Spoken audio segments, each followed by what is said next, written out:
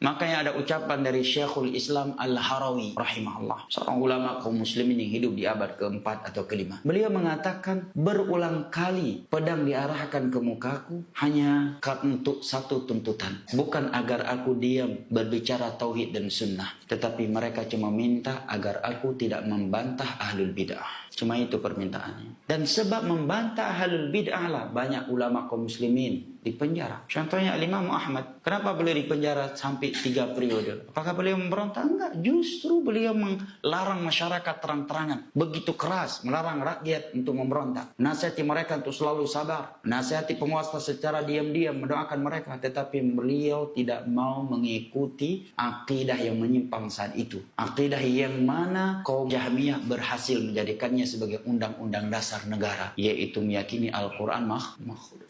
Syekhul Islam Ibnul Qayyim, gurunya Imam Ibnul Qayyim Ibnu Katsir, dipenjara berulang kali. Kenapa? Karena membantah Asy'ariyah kaum Sufi. Terakhir kali beliau dipenjara karena karangan beliau yang berjudul La tusyaddur rihal illa ilal masajidis salasah. Judul karyanya adalah potongan hadis Nabi SAW.